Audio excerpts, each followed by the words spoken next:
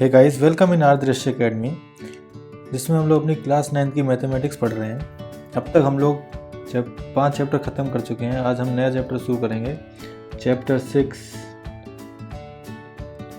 जिसका नाम है लाइंस एंड एंगल्स। ओके, तो आज हम इसका इंट्रोडक्शन देखेंगे। तो लेट्स स्टार्ट दिस लेक्चर।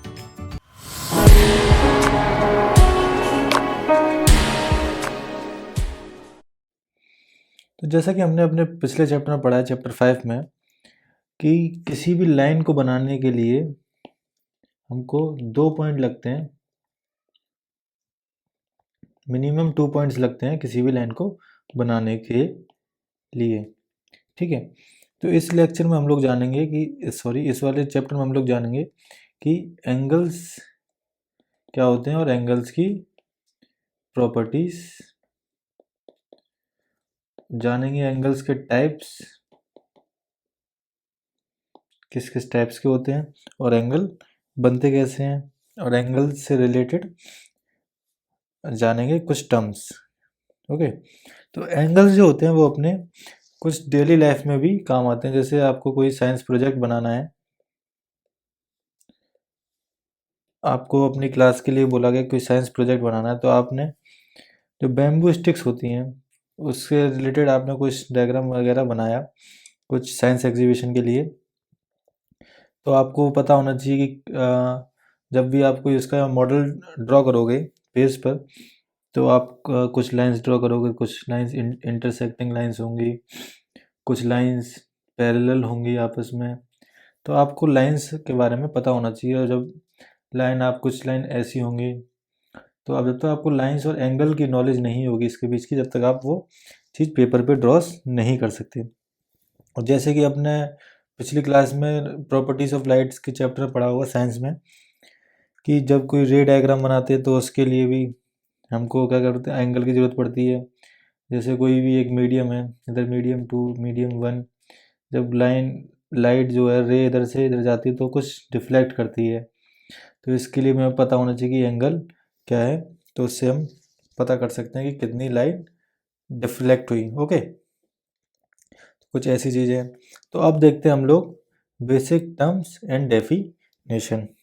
ठीक है, कुछ बेसिक टर्म देखते हैं। जैसे लाइन सेगमेंट क्या होता है? लाइन सेगमेंट कुछ नहीं, किन्हीं दो एंड पॉइंट के बीच में जो लाइन हो उसको बोलेंगे line segment.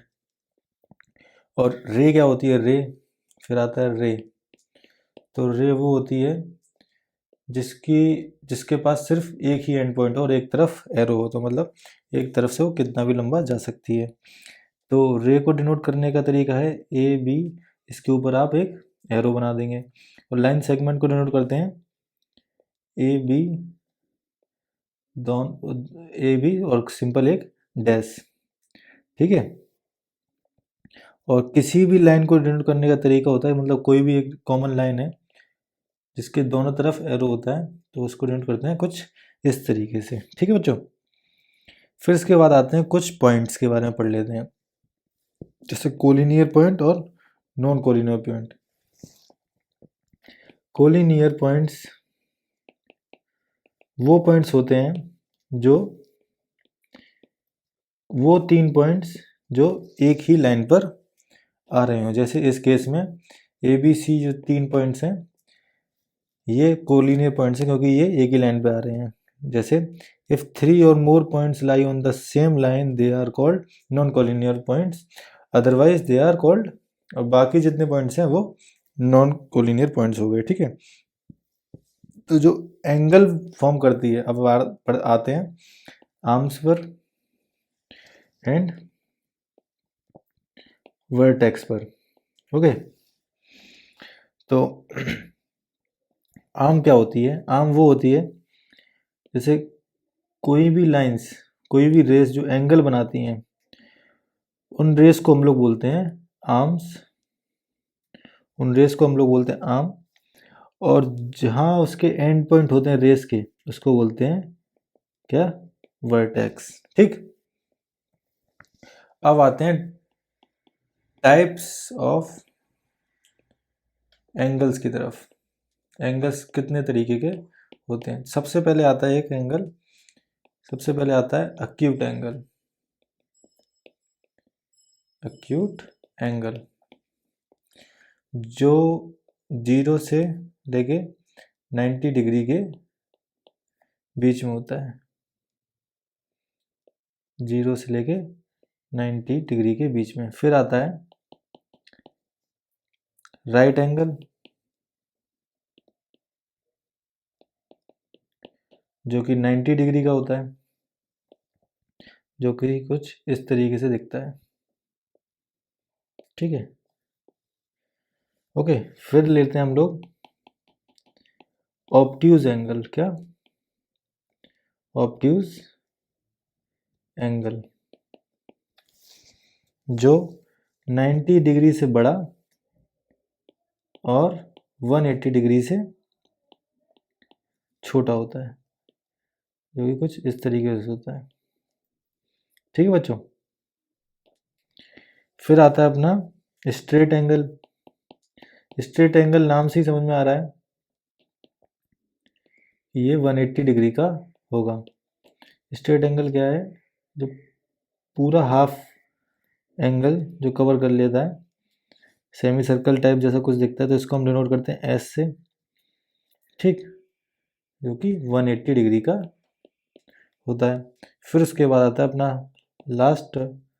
Last type of angle, reflex angle. क्या? Reflex angle. रिफ्लेक्स एंगल अपना 180 डिग्री से बड़ा और 360 डिग्री से छोटा होता है। ठीक है। फिर इसके बाद अगर दो एंगल्स का सम किन्हीं दो एंगल्स का सम जैसे x प्लस वाई अगर 90 डिग्री है, किन्हीं दो एंगल्स का सम अगर 90 डिग्री है, तो उसको उन एंगल्स को बोलेंगे कॉम्प्लीमेंट्री। क्या बोलेंगे बच्चों? Complementary angles. और अगर किन्हीं दो एंगल्स का सम जैसे x प्लस वाई जैसे हमने ले लिया दूसरे, अगर किन्हीं दो एंगल्स का सम अगर 180 डिग्री है, तो उनको बोलेंगे सप्लीमेंट्री एंगल्स। ठीक है। अब एडजेसेंट एंगल्स क्या होते हैं? क्या? एडजेसेंट एंगल्स, ये जो हमने डिफाइन किए थे वो एंगल डिफाइन किए थे कि उनकी वैल्यूज क्या क्या होंगी और किस तरीके के दिखेंगे। अब हम एंगल डिफाइन करेंगे कि वो उनकी जो लाइंस हैं उनके बेसिस पे। ठीक है। तो जैसे एडजेसेंट एंगल्स क्या होते हैं? एडजेसेंट एंगल्स ये किस तरीके के होंगे? तो adjacent two angles are adjacent if they have a common vertex, a common arm and their non-common arm are different side of the common arm। ये होते हैं एडजेसेंट एंगल्स, जिनकी डेफिनेशन है कोई भी दो एंगल जिनका कॉमन वर्टेक्स हो, कॉमन वर्टेक्स है इन दोनों का, तो कोई भी दो एंगल जिनका कॉमन वर्टेक्स हो और एक कॉमन आर्म हो, और जो नॉन कॉमन आर्म हो, जो नॉन कॉमन आर्म हो वो different side of the common arm, और जो जो नॉन कॉमन आर्म है वो डिफरेंट साइड होगी कॉमन आर्म्स की। ठीक है। तो जैसे कि अगर जिसमें देखें तो angle A D C B, तो angle A B C is equal to होगा, angle A B C is equal to होगा, ये पूरा angle A B C is equal to होगा angle A B D plus angle D B C. ठीक है ना। अब ऐसे ही देखें अगर हम लोग, क्या हो गया?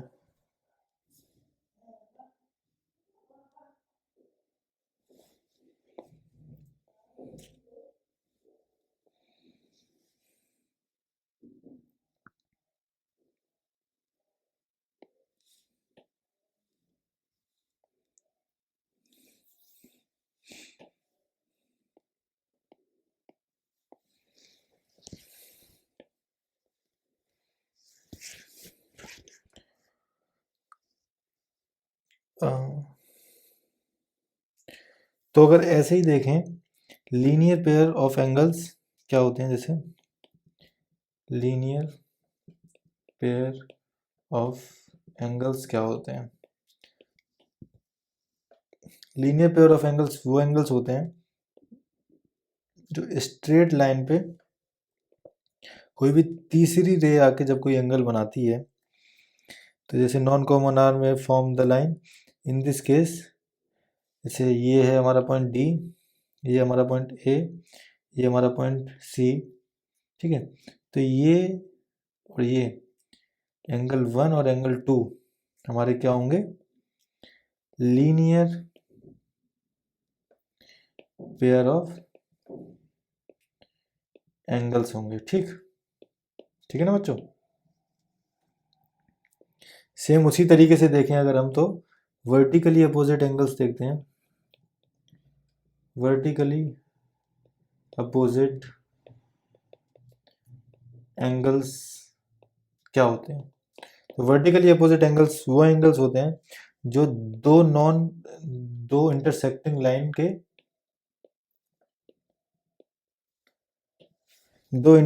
लाइन के बीच में होते हैं। जैसे इस केस में देखें तो ये ए डी बी सी और ये पॉइंट ओ, ठीक है ना।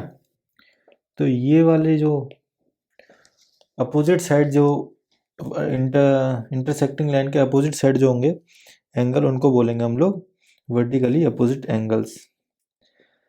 तो दो तरीके की लाइंस होती हैं, मैंने आपको पहले ही बताया था, इंटरसेक्टिंग लाइंस और नॉन इंटरसेक्टिंग लाइंस।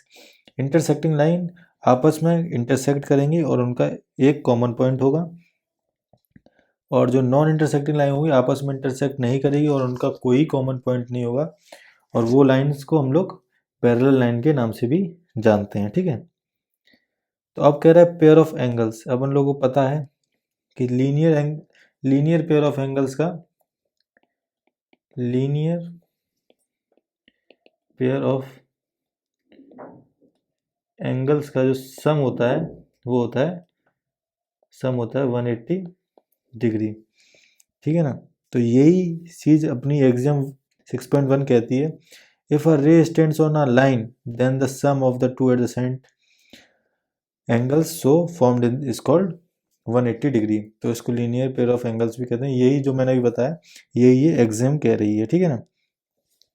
ये इन्होंने एडजेसेंट एंगल्स बताए विद डिफरेंट मेजर्स के, ये सारे ये सारे ये जो 30 डिग्री 60 डिग्री है, ये सारे आपस में एडजेसेंट एंगल्स हैं। जैसे 60 और 80 ये एडजेसेंट एंगल हैं आपस में, और ये वाला जो पेयर है थर्ड वाला, ये अपना लीनियर पेयर ऑफ एंगल्स, जिनका 125 और 55 मिलके बनते हैं 180 डिग्री, जिनका सम आपस में 180 डिग्री है, उनको बोलेंगे लीनियर पेयर ऑफ एंगल्स।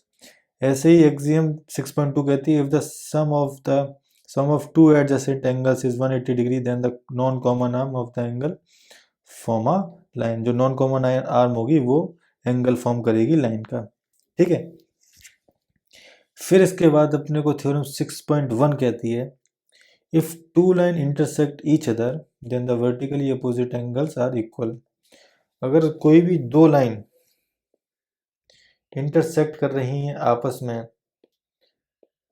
तो उनके अपोजिट एंगल्स जो होंगे सी बी ओ, तो इस केस में एंगल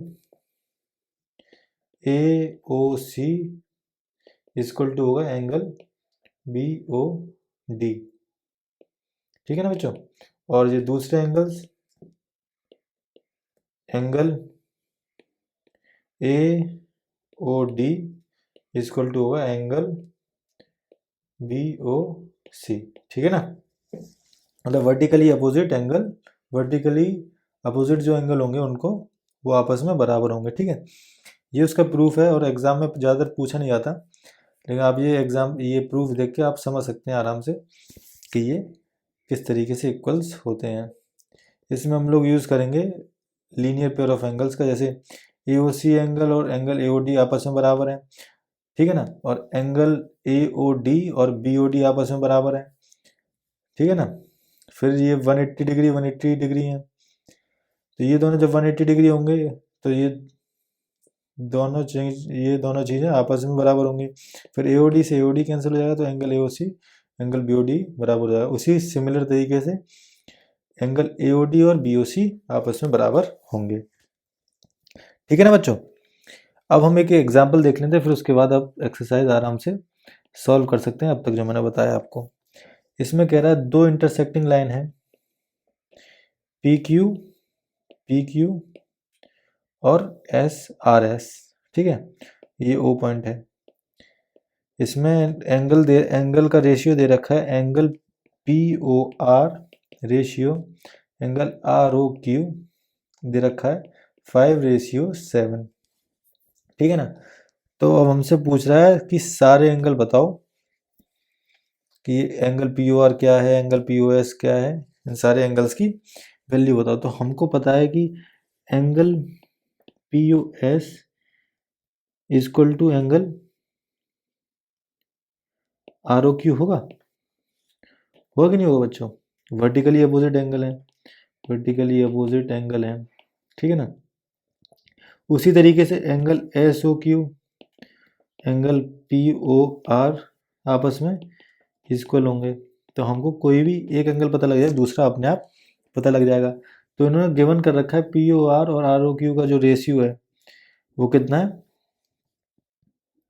5:7। तो एंगल POR जो होगा, एंगल POR जो होगा वो 5/12 इंटू 180 डिग्री हो सकता है,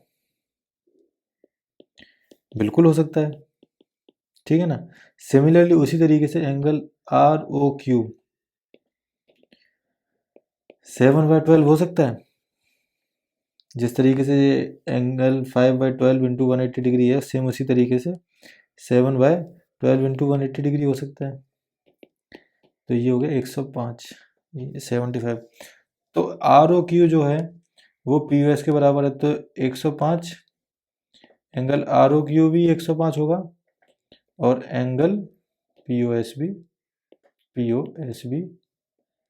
105 होगा। और उसी तरीके से POR किसके बराबर है, POR बराबर है ROQ के, POR बराबर है SOQ के, किसके, SOQ के। तो ये भी 75 डिग्री होगा। सो सिमिलरली आप ये ऐसी डिफरेंट टाइप ऑफ एग्जांपल्स हैं, आप इनको आराम से सॉल्व कर सकते हैं जो अब तक मैंने थ्योरी बताई है।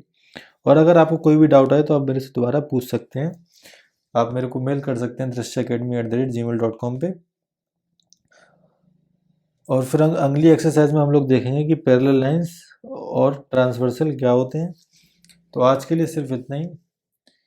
तो if you found this video useful, please share with your classmates and do subscribe Drish Academy. Thanks.